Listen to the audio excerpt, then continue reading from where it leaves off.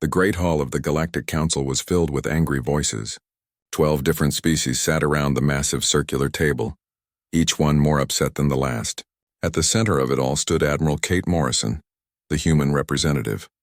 Her blue uniform was clean and pressed, but her face showed the strain of months of arguments. "The attacks on our trade ships must stop," said Council Prime Zethkar. His reptilian features were twisted with anger as he pointed one clawed finger at Morrison. "Your people are behind these raids." "We have proof." Morrison kept her voice calm. "The proof you speak of shows Catherian ships, not human ones. The raiders use Catherian weapons and follow Catherian attack patterns. How does this point to humanity?" The large insect-like creature known as Counselor Hrexmi clicked his mandibles. "Humans are clever. You could have stolen their ships to hide your involvement. Or paid them to do your dirty work," added another council member from across the room. Morrison felt her jaw tighten, but she did not let anger show in her voice. She had been through this same conversation dozens of times over the past year. Every time pirates attacked a trade convoy, every time raiders hit a mining station, the council found a way to blame humanity. "Council members," Morrison said, "I have brought detailed scan records from our border patrol ships. These show the raiders coming from Catherian space, not human territory. Our ships have been helping to defend against these attacks, not causing them." She activated a hologram that showed ship movements over the past 6 months. Green dots marked human vessels, red dots showed the raiders, and blue lines traced trade routes. The pattern was clear. Human ships were always responding to attacks, never starting them. Zethkar barely looked at the display. "Humans are new to this galaxy. You have been part of the Council for only 150 years. In that time, pirate attacks have increased by 400%. Correlation is not causation," Morrison replied. "The increase in attacks started before humans joined the Council. Our records show this clearly." "Your records," spat another council member. "How do we know humans have not changed them?" Morrison closed her eyes for a moment. She opened them and tried again. 3 months ago, human ships saved the cargo vessel Blessed Winds from raiders. Our crews died protecting your people. 2 weeks ago, human medical teams treated survivors from the attack on Station 7. Last week, human engineers repaired the communication array that the raiders damaged at Nexus Point. How does this match with your theory that we are the attackers?" The room fell silent for a moment. Then Zethkar spoke again. "Perhaps these are tricks to hide your true purpose. Perhaps you attack with one hand and offer help with the other." Morrison looked around the room. On some faces she saw doubt. A few council members seemed to be listening to her words, but the majority nodded along with Zethkar. Their minds were already made up. "The Council has decided," Zethkar announced. "Humanity poses a threat to galactic peace. You have 2 choices. Accept limited status as a protected species under Council oversight, or face complete removal from Council space." The terms were harsh. As a protected species, humans would lose the right to govern themselves. Council overseers would control human colonies. Human ships would need permission to travel between systems. Human businesses would operate only with Council approval. Morrison had expected this outcome, but it still felt like a punch to the stomach. She thought of the millions of humans living in Council space, farmers on agricultural worlds, scientists in research stations, families who had built lives among the stars. All of it would be torn apart. "What is your answer?" Zethkar demanded.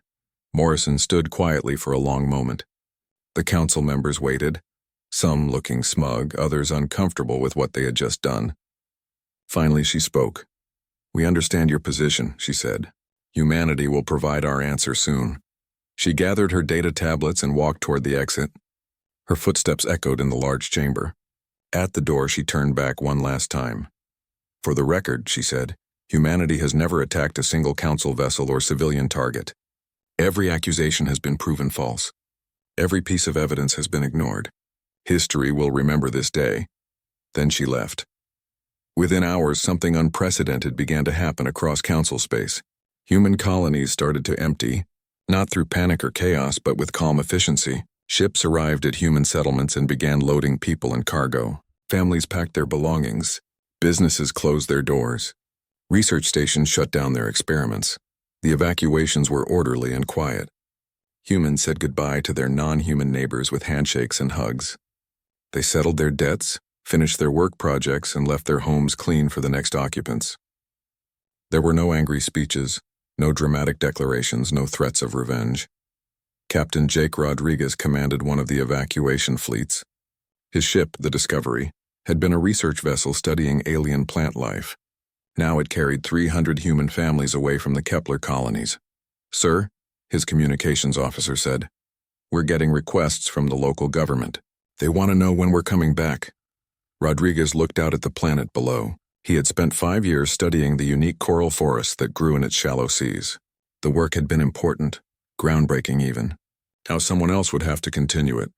"Tell them we're not coming back," he said quietly.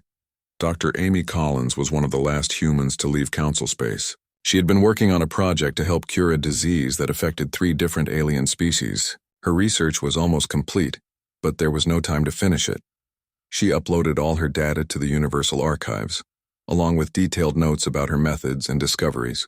Her final message was simple: for the preservation of knowledge. May it serve those who remain. Then she too departed, leaving behind years of work and the promise of saving millions of lives. Within 48 hours, human space was empty of human presence. The exodus was complete. Not a single human remained in Council territory. Except for those who chose to stay and accept the new restrictions. There were fewer than 1,000 of them out of nearly 50 million. The Council had expected negotiations, arguments, maybe even a fight. Instead, they got silence. Humanity had simply vanished, leaving behind empty homes, closed businesses, and a galaxy that suddenly felt much larger and lonelier than before. 6 months had passed since the last human ship disappeared from Council space. At first, many Council members felt relief. Council Prime Zethkar had given several speeches about how the galaxy was finally free from human chaos and unpredictability. The Council chambers felt more orderly without Admiral Morrison's constant challenges to their decisions. But the feeling of relief did not last long. Trade Minister Valthi was the first to notice serious problems. The aquatic being spent most of her time underwater in a special tank, but her mind was always focused on the numbers that made the galaxy's economy work. Those numbers were starting to look very bad. "The trade routes are failing," she reported to the emergency council session. Her translator made her voice sound flat and mechanical, but everyone could hear the worry behind the words. 17 major shipping lanes have seen delays of more than 50%. 3 routes have stopped working completely. Councillor RegretHFY clicked his mandibles in confusion. "How is this possible? We still have ships. We still have cargo to move." "The ships are there," Valthi agreed, "but the systems that coordinate them are breaking down. Ships arrive at stations to find no cargo waiting. Cargo sits at loading docks because no ships know to come pick it up. The scheduling networks that humans maintained are falling apart. Engineer Prime Kix had been silent during most council meetings since the humans left. The artificial being was made of metal and crystal and normally showed little emotion, but now his optical sensors flickered with something that looked like distress. "I must share troubling information," Kix said in his precise, computer-like voice. "The quantum communication network is experiencing cascade failures. Response times between sectors have increased by 300%. Some outer colonies have lost contact entirely." General Corvin, the military leader from the Steel World Imperium, leaned forward. His armor clanked as he moved. "What does this mean in simple terms?" "It means," Kix replied, "that humans were maintaining far more of our infrastructure than anyone realized. They upgraded communication arrays, repaired quantum relays, and optimized data routing across the entire network. Without their constant work, the system is slowly dying." The council chamber fell quiet except for the hum of life support systems. Finally, Zethkar spoke. "Surely our own engineers can handle these tasks." "We are trying," Kix said. "But human technology is surprisingly advanced. Their repair methods are efficient in ways we do not understand. Our attempts to fix the communication network have made some problems worse." More bad news followed. Agricultural colonies that had used human farming techniques were seeing crop failures. The humans had shared advanced methods for growing food in harsh environments, but they had taken the knowledge with them when they left. Local farmers were struggling to maintain the same production levels. Mining operations were also suffering. Human geological surveys had identified the most productive ore deposits across dozens of worlds. Without their expertise, mining companies were working blind. Several major operations had shut down after digging expensive tunnels that led nowhere. But the worst news came from Councillor RegretHFY's aide, a young intelligence officer named Kethron. He had been studying attack patterns from the pirate raids that had originally caused the conflict with humanity. "The raids are getting worse," Kethron reported. "Not just more frequent, but more sophisticated. The attackers seem to know exactly where our defense fleets are stationed. They hit targets when our ships are furthest away. They use weapons that can punch through our best shields." "How is this possible?" Zethkar demanded. "Our fleet positions are classified information." "That is what worries me," Kethron replied. "Either the raiders have developed incredible intelligence capabilities in just 6 months, or someone is feeding them our tactical data." General Corvin's face went pale beneath his helmet. "Are you suggesting a traitor in the council?" "I am suggesting we investigate all possibilities," Kethron said carefully. The meeting grew more tense as the reports continued. 3 colonies had been lost to natural disasters that human monitoring systems would have predicted. A solar flare had destroyed the communication hub at Rigel Station because human early warning satellites were no longer operating. An asteroid had struck the mining world of Series 7 because human tracking systems were offline. Valthi presented the economic data that worried her most. "In the 6 months since humans departed, galactic productivity has dropped by 30%. Trade volume is down 40%. Unemployment has risen on every major world. Several species are facing economic collapse." "But we wanted the humans gone," protested one council member. "They were the problem, were they?" Rexmi asked quietly. "Or were they the solution to problems we did not even know we had?" The question hung in the air like a toxic gas. Council members looked at each other with growing unease. The galaxy had seemed so much simpler when they could blame humans for everything that went wrong. Now, with humans gone, the problems were getting worse instead of better. Engineer Prime Kick spoke again. "I have been analyzing the pattern of infrastructure failures. The damage is not random. Systems that humans built or maintained are failing in a specific sequence. It is as if they designed everything to shut down gradually after their departure." "You think they sabotaged our networks?" General Corvin asked. "No," Kix replied. "I think they built systems that required constant human maintenance. Without that maintenance, the systems are returning to their original, less efficient states. It is not sabotage. It is simply the removal of human optimization." The room fell silent again. Finally, Trade Minister Valthi spoke the thought that everyone was having. "We need them back," she said. "The galaxy is falling apart without them." Zethkar's scales bristled with anger. "We will not crawl back to the humans like beggars. We are the Galactic Council. We have ruled this galaxy for over 2,000 years. And how much of that rule depended on human support without us realizing it?" Rexmi asked. Before Zethkar could answer, alarms began blaring throughout the council chambers. Red emergency lights flashed and an automated voice announced, "Large-scale attack detected in the core sectors. Multiple fleet positions have been compromised." "This is not a drill." General Corvin was already on his feet, speaking rapidly into his communication device. After a few moments, he turned back to the council with a grim expression. "The raiders have hit 5 major systems simultaneously. They knew exactly where our defense fleets were stationed and attacked everywhere else. Casualty reports are still coming in, but early estimates suggest thousands of dead and dozens of ships destroyed." "How could they coordinate such a massive attack?" Valthi asked. "Someone gave them our complete fleet deployment data," Corvin replied. "This was not lucky guessing. This was inside information." As rescue reports began flowing in, another disturbing pattern emerged. Several outer colonies reported being saved by mysterious ships that appeared during the attacks. The ships engaged the raiders with devastating effectiveness, then disappeared before council forces arrived. Survivors described the rescue vessels as sleek and advanced, using technology they had never seen before. "The descriptions match human ship designs," Kethron said after reviewing the reports, "but the technology described is far beyond anything humans possessed when they were part of the council." "Impossible," Zethkar said. "Humans could not have advanced so much in only 6 months." But even as he spoke, Zethkar felt a cold certainty growing in his chest. The humans had not simply left council space. They had been preparing for something much bigger, and whatever they were planning, the council was no longer part of it. The galaxy that had seemed so much safer without human chaos was proving to be far more dangerous than anyone had imagined. The council had gotten exactly what they asked for, a galaxy without humans. The problem was, they were beginning to realize they had never really understood what humans had been doing for them in the first place. 1 year after the human exodus, the galaxy was burning.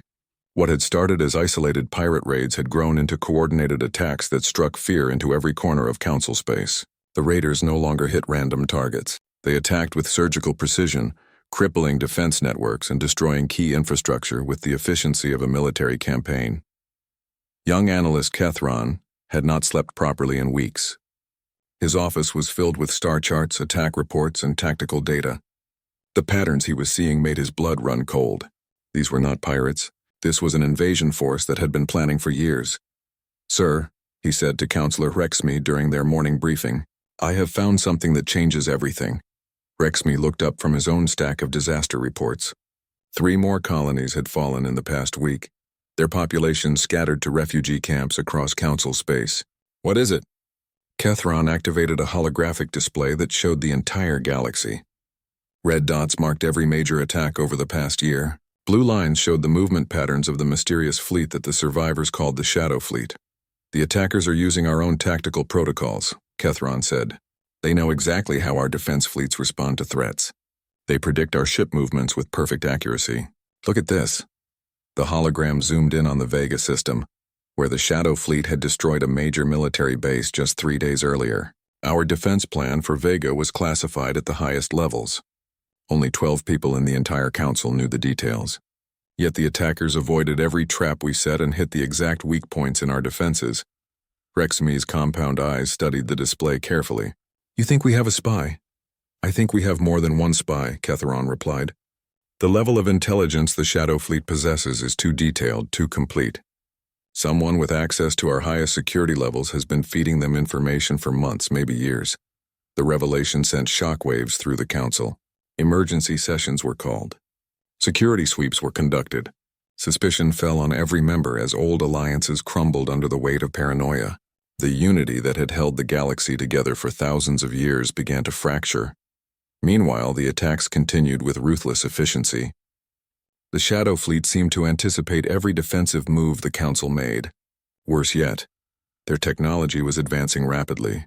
New weapons appeared in each attack, shields that could not be penetrated, ships that moved faster than anything in the Council fleet. But then something unexpected started happening. Reports began filtering in from the outer colonies of ships that did not match any known Council designs.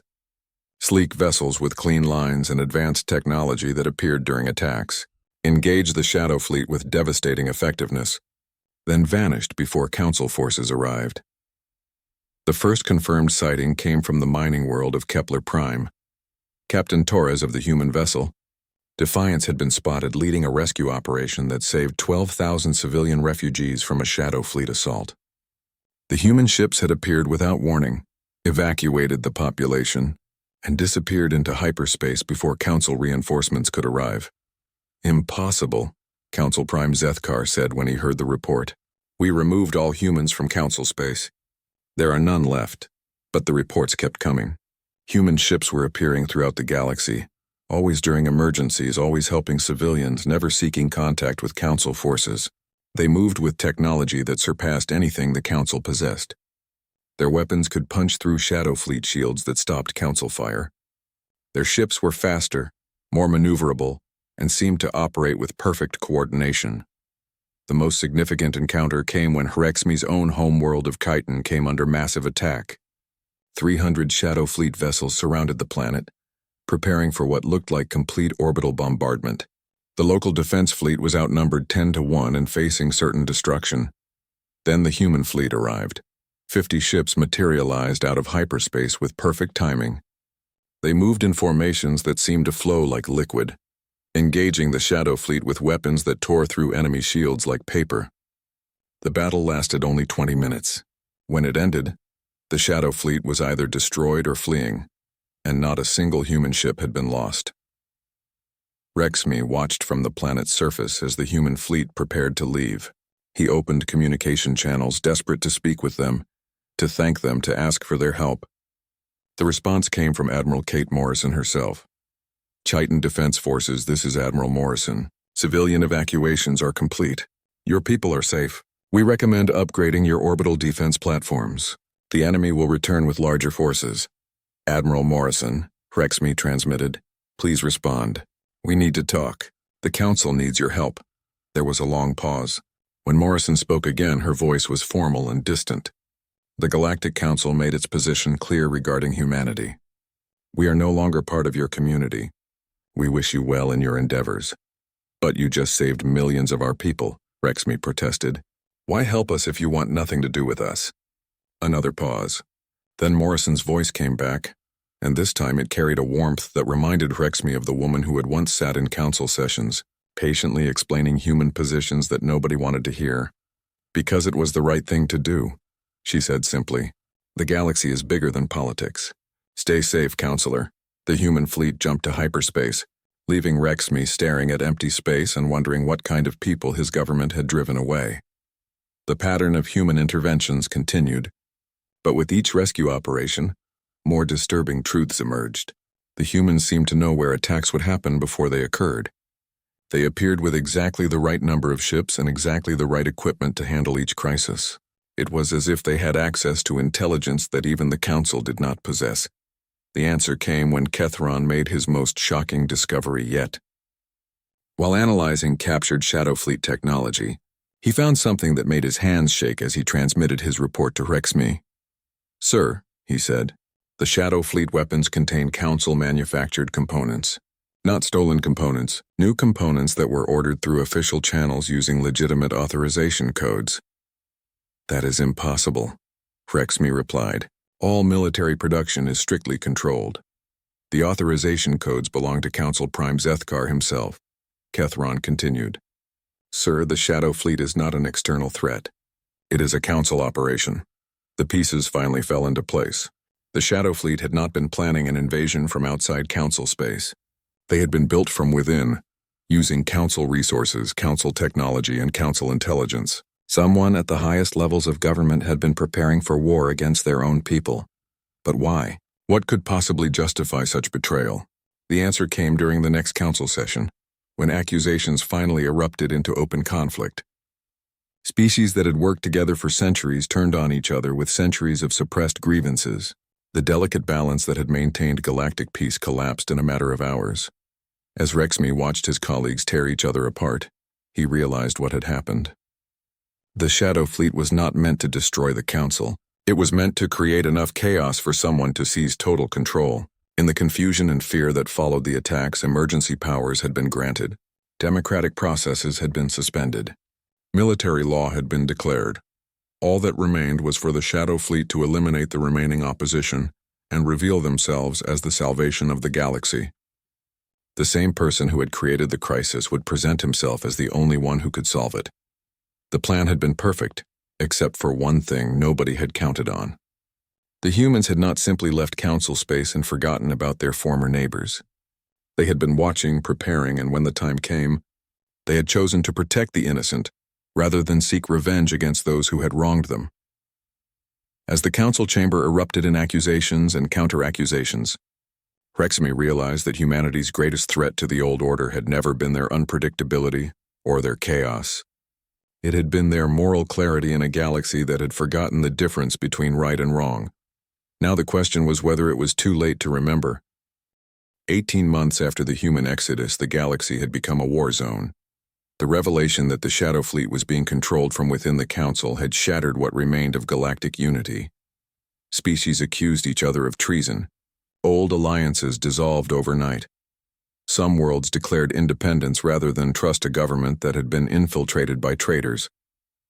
Counselor HFY found himself leading a desperate coalition of species who still believed in the principles the Council had once represented. They called themselves the Reform Movement, and their first goal was simple: find the humans and beg for their help. The search revealed just how thoroughly humanity had prepared for their departure. Human colonies had not simply moved to empty space. They had vanished completely, leaving no trace of where they had gone. Even the most advanced Council sensors could find no sign of human settlements, human ships, or human technology anywhere in known space. It is as if they never existed. Engineer Prime Keeks reported after months of failed searches. Every human installation has been either destroyed or abandoned. Every human ship signature has disappeared from our tracking networks. They have become ghosts, but the ghosts kept appearing when people needed them most. Human rescue fleets materialized during Shadow Fleet attacks, saved civilians, and vanished before anyone could establish contact. They moved with technology that made Council ships look primitive by comparison. Their weapons and defenses had advanced by decades in less than 2 years.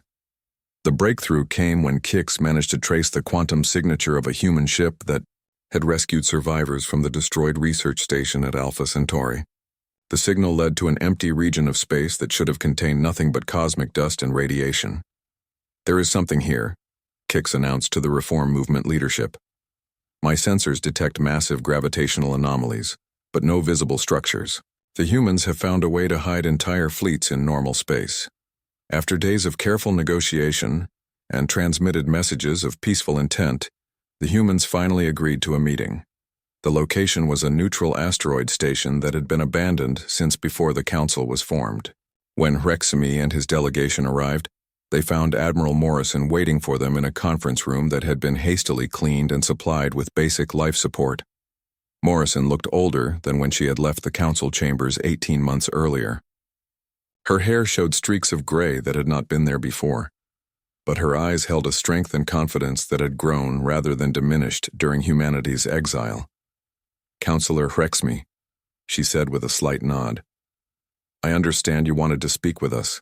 HFY had prepared a long speech about Council regrets and requests for cooperation. But facing Morrison in person, seeing the calm dignity she maintained despite everything the Council had done to her people, the words seemed inadequate. "We were wrong," he said simply. "About everything. The pirates, the attacks, the accusations. We blamed you for problems you were trying to solve. We drove away the people who were helping us most." Morrison's expression did not change. "We know. The Shadow Fleet is being controlled by someone in the Council leadership," HFY continued. "They have been planning this for years, using our own resources against us. The galaxy is falling apart, and we cannot stop them alone." "We know that too," Morrison replied. "Then why did you not tell us?" HFY asked. "Why did you not warn us?" For the first time, Morrison's composed facade cracked slightly. A flash of old pain crossed her features. "We tried. For months before we left, we presented evidence of suspicious activities, unusual resource allocations, and coordination between supposed pirates and Council military units. Every report was dismissed. Every warning was ignored. We were told we were being paranoid, that we were making accusations to deflect blame from our own supposed crimes." She stood and walked to the room's small window, looking out at the stars. "We realized that revealing the conspiracy would only result in humans being blamed for the conspiracy itself, so we made a different choice." "You left to protect yourselves," HFY said. "We left to protect everyone," Morrison corrected, "including the Council species who hated us. We knew what was coming. We knew the galaxy would need help when the Shadow Fleet revealed itself, so we spent our exile preparing to provide that help." HFY felt his mandibles click in confusion. "You prepared to help the people who exiled you?" Morrison turned back to face him. "We prepared to help the innocent people who would suffer when the conspiracy revealed itself. There is a difference." She activated a holographic display that showed the current state of the galaxy. Red zones marked areas under Shadow Fleet control. Yellow zones showed contested systems. Green zones indicated areas still loyal to the legitimate Council government. The green zones were shrinking rapidly. "The situation is worse than your intelligence reports suggest," Morrison said. "The Shadow Fleet controls nearly 40% of Council space. Their leader plans to reveal himself soon and demand total surrender from the remaining free systems. When he does, the war will become a choice between submission and extinction." "Who is leading them?" HFY asked. Morrison hesitated for a moment, then spoke a name that made HFY's blood freeze: Council Prime Zethkar. The revelation hit like a physical blow. Zethkar, who had led the Council for over a century. Zethkar, who had positioned himself as the defender of traditional values against human chaos. Zethkar, who had orchestrated humanity's exile to remove the one group that might have exposed his plans. He has been building the Shadow Fleet for 20 years, Morrison continued, long before humans joined the Council. Our presence complicated his timeline, but it also gave him the perfect scapegoat. He could blame the chaos on human unpredictability while secretly creating that chaos himself. How do you know all this? Rexmy asked. Because we never stopped watching, Morrison replied. When we left Council space, we did not abandon our responsibility to protect innocent life. We have been monitoring Shadow Fleet communications, tracking their supply lines, and documenting their atrocities. We know their plans because we have been preparing to stop them.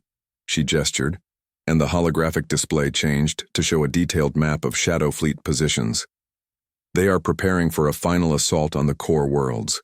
3 massive fleets will converge on the Council homeworlds in 6 days. The attack will be overwhelming. Current Council forces cannot stop it. But you can, Rexmy said. It was not a question. We can try, Morrison answered. But it will cost lives. Human lives, Council lives, civilian lives. War always has a price. What do you want in return for your help? Rexmy asked. Morrison looked surprised by the question. Return? Counselor, we are not merchants bargaining over goods. We are talking about preventing genocide. If you think humanity would demand payment for stopping mass murder, then you understand us even less than your former colleagues did. The rebuke stung, but Rexmy pressed on. Then why agree to this meeting? Why not just act without consulting us? Because, Morrison said, we learned something during our exile. The galaxy's problems cannot be solved by any one species acting alone. Not humans, not the Council, not anyone. The Shadow Fleet exists because different species stopped trusting each other, stopped working together, stopped believing they had common interests. We do not want to repeat that mistake. She stood and extended her hand to Rexmy in the human gesture of agreement. If we do this, we do it as partners. Not as saviors and victims, not as superiors and inferiors, but as equals working toward the same goal. Rexmy looked at the offered hand for a long moment. Taking it would mean admitting that everything the Council had believed about humans was wrong. It would mean accepting that the species they had exiled as dangerous chaos bringers were actually the galaxy's best hope for peace. But looking into Morrison's eyes, seeing the mixture of determination and compassion that had made her such an effective advocate for her people, Rexmy realized that admitting mistakes was a small price to pay for the chance to make things right. He took her hand. Partners, he agreed. Morrison smiled, and for the first time since the meeting began, she looked like the woman who had once sat in council sessions trying to bridge the gap between human idealism and galactic politics. Good, she said. Now let me show you what we have been building while you thought we were hiding in shame. The holographic display changed again, revealing something that made Rexmy's compound eyes widen in amazement. Dozens of massive ships, sleek and powerful, with technology that surpassed anything he had ever seen, an entire fleet of vessels that had been built in secret, equipped with weapons and defenses that could match the Shadow Fleet ship for ship. But more impressive than the ships themselves was what they represented. While the galaxy had torn itself, apart with suspicion and fear, humanity had spent their exile building something better, not just better weapons or better ships, but a better way of thinking about what they owed to their neighbors. The question now was whether there was still time to put that philosophy into practice. 2 years after the human exodus, the final battle for the galaxy's future was about to begin. Council Prime Zethkar had revealed himself as the leader of the Shadow Fleet, claiming that only strong leadership could save the galaxy from chaos. His forces controlled most of Council space, and his ultimatum was simple: surrender completely or face total destruction. Standing on the bridge of the human flagship Enterprise, Admiral Morrison watched as the largest space battle in galactic history prepared to unfold. Around her, a combined fleet of human and loyalist council ships moved into position to defend the core worlds. It was a desperate last stand against overwhelming odds. Admiral, reported Captain Jake Rodriguez from the communications station, we are receiving final surrender demands from Zethkar's flagship. He is offering clemency to any forces that stand down in the next hour. Morrison studied the tactical display, Three massive shadow fleet formations were converging on the Council homeworlds. Nearly 2,000 ships armed with the best weapons Council technology could produce. Against them, the combined human and loyalist forces numbered fewer than 800 vessels. No response to the surrender demand. Morrison ordered. All ships are to hold position and prepare for engagement. The battle began with a coordinated assault from all three shadow fleet formations. Their ships moved with the precision that came from years of secret planning and training.